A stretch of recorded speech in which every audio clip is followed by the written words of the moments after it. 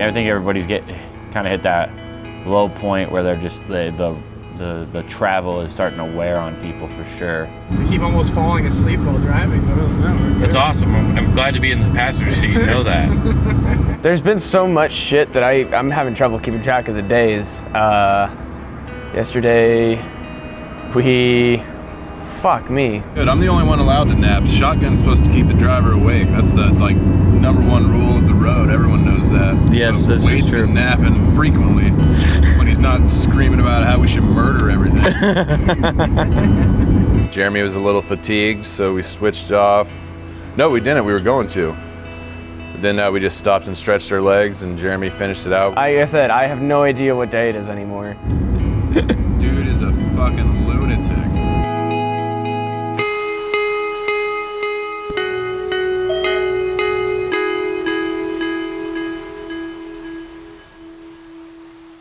Today we are traveling to Moorhead, Kentucky, which I've never heard of, but apparently it was in the news because the fat lady decided not to sign gay marriage licenses. That's what Moorhead, Kentucky is known for, so should be a real hoot and a holler.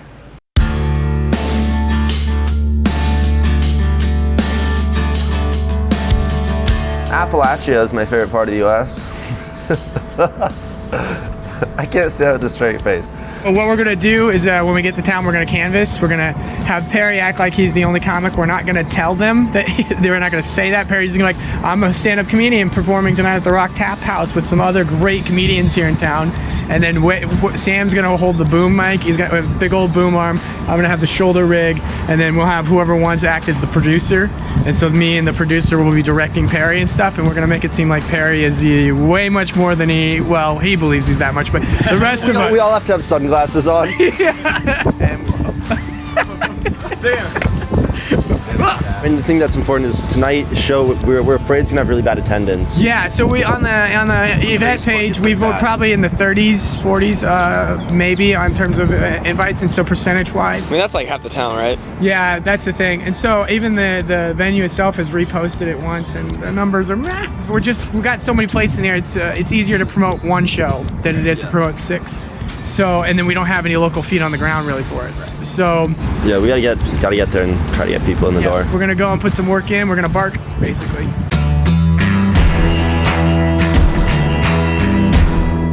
So we got into town, dropped off all our shit, and then went straight to the place to start barking and have Perry wander around the town to try to get some more people in the show. And of course, we get there after 5 o'clock. And I don't know if you know about Main Street in small towns. They close down at 5 o'clock. So literally nobody's out there. Perry, I think, was talking to statues of people more than he was actual people. Hey, you guys want to come to our comedy show? It's not all ages. You can't come, but your grandma can. After she finishes explaining, what is that supposed to be? Oh shit, we're in Kentucky. You see that shit? God damn, even back then, they knew. Kentucky's a weird place though. I don't know, their accents, the Kentucky drawl is so I don't want to say dumb, but it's dumb, cute. Woo! What up? Drink and drive, baby. He had a baby and he was drinking. He waved to us over the car seat. Did you get it? Oh, fuck. I really was excited to get Perry out and have him talking to people. At first, he was having trouble leaning into it. Performing at 8:30, so you should come through. We're all over Facebook. Look us up. We're hilarious. Have a good time. Should come through. Transparent Comedy Tour. He works there. Nice. 8:30 is when the show, or 7:30 is the door opens. 8:30 is when the party starts. I kept feeling like, Perry, game him, dude.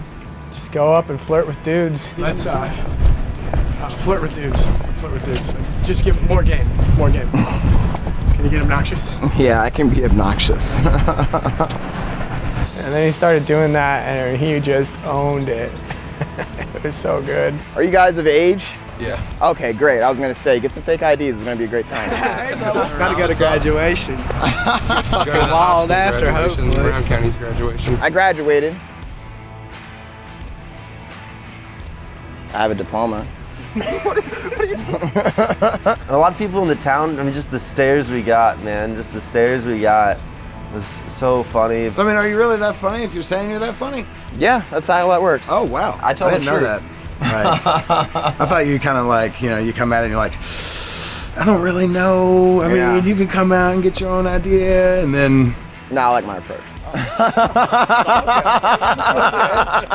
Some of our crowd was from the canvassing. I mean, you didn't know when booking that there was high school graduation, college graduation, and also competing with free chips and salsa with trivia at the Mexican place. Chips and salsa is always free at a Mexican place. Like, this doesn't even make sense, but that beat us. If you like laughing, come through. And if you're like Cat Williams, I will. Put on the leg. Right, I'll just go hump a stool. That's nice. It's a fucking awesome venue, but of course, the day we booked it happens to be the fucking day they have graduation here. And who the hell has graduation on a Thursday? So maybe that's the tradition. You get fucked up on Thirsty Thursday and then go graduate. I don't know. The thing that sucks when you have a big venue like it is, it's hard to contain all the laughter. So like the energy almost emits and escapes. And so it's hard to get everybody to think that everybody's laughing at stuff. Lamb hit it out of the park. Here's a fun fact about me. I like automatic soap dispensers because when they go off, I kind of feel like somebody jizzed in my hand, and that's really fun for me.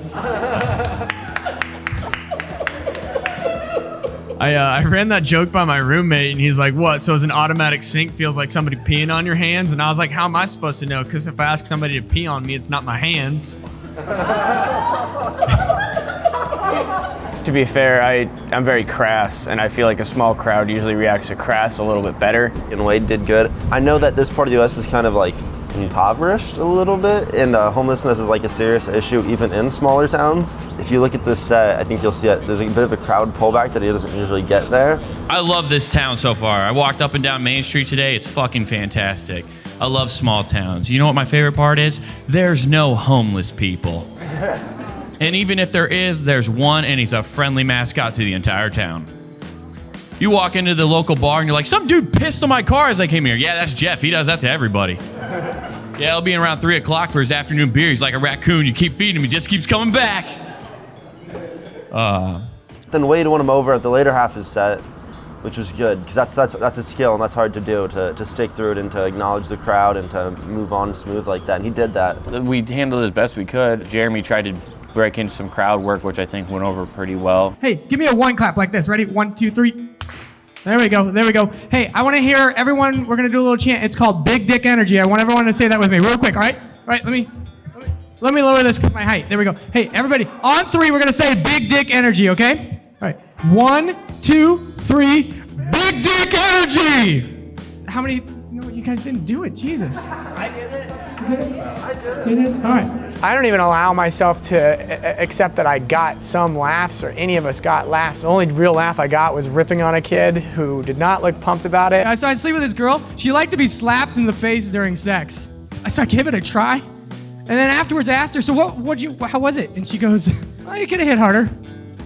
I was like, I guess no one's ever gonna live up to daddy.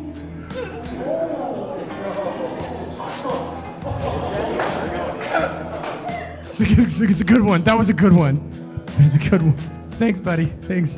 One day you'll have sex too. Turns out he was a virgin.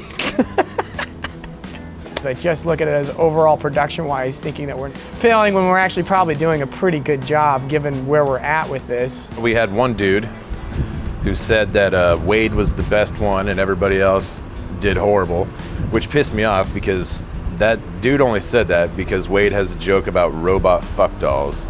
And the dude who said Wade was the best looked like a guy who sits around all day watching Rick and Morty having sex with his own fuck doll. The same guys who are excited about robot fuck dolls are the same dudes 3 years ago who told us robots are gonna kill us all.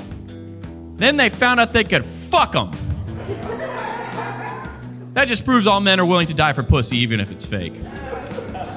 They want a robot fuck doll because they think they can control it. Which you can, till it becomes sentient, and then it starts leaving the house while you're at work having brunch with the other robot fuck dolls talking shit on you. Like, what's yours do to you? He never does that to me. He only wants to please himself.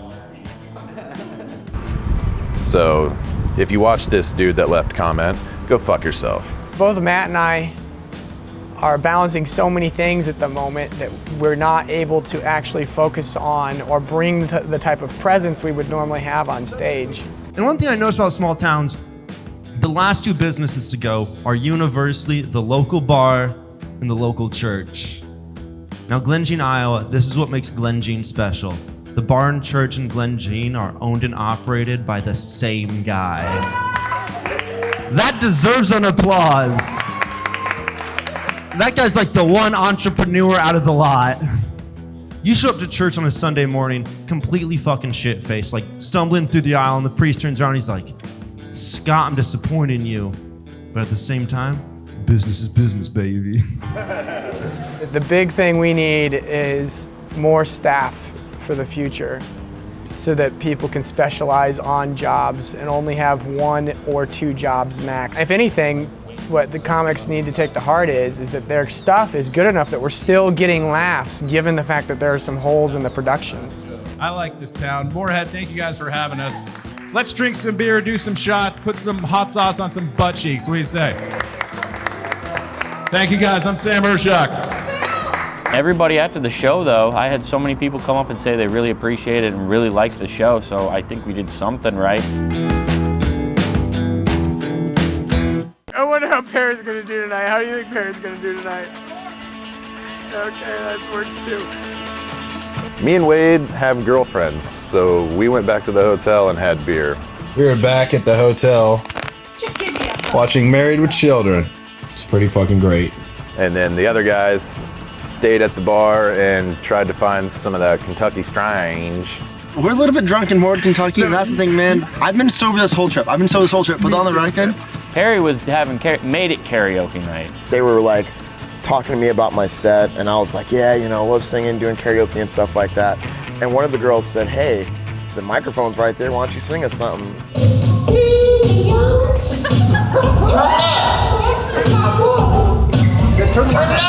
I definitely think that if the goal was entertain the town, mission accomplished. I just want you extra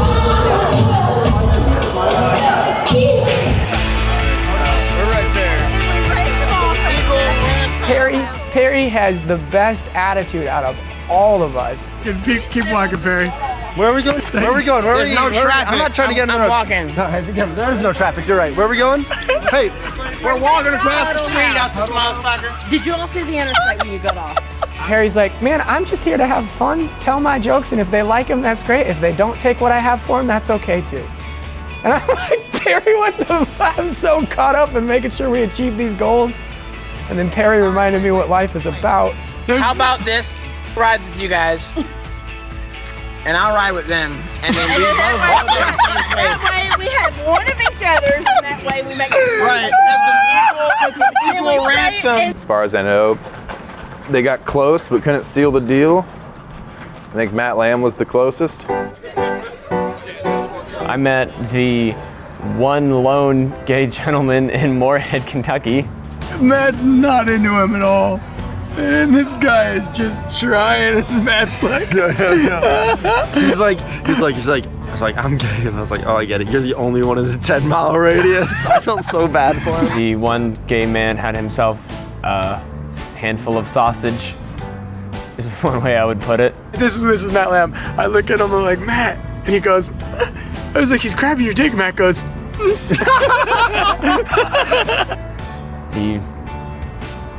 Yeah, we had a fun time in that booth. It was an interesting time. He wasn't the only one getting a little action. At one point in the night, I had some really good rapport with a couple of the patrons there. I was pretty sure both of them wanted to fuck me. And it's not all about that anyway. It's about the comedy. It's about having fun. So I got at the very least a few more followers to my comedy page and for the tour, I think, too. So. But who knows, there's 2 more shows left, so maybe Perry will finally get that fat white girl he's been dreaming of.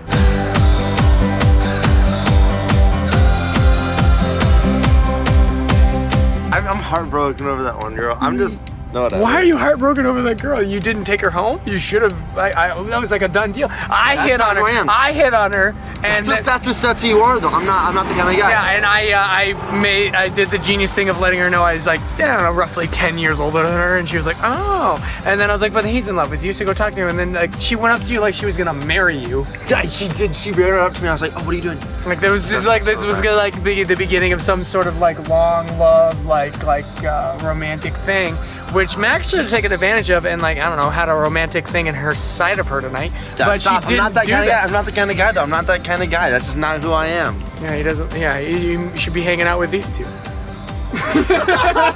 You're in a fucking shithole fucking town and getting drunk and you're hitting on bitches and you're trying to take some pussy back to your fucking hotel room. The only girl I was attracted to, she's like, oh, I want you, but I'm talking to someone. That's it. Just living my fucking life. So this video better not make the series. No, it will. I hope it will.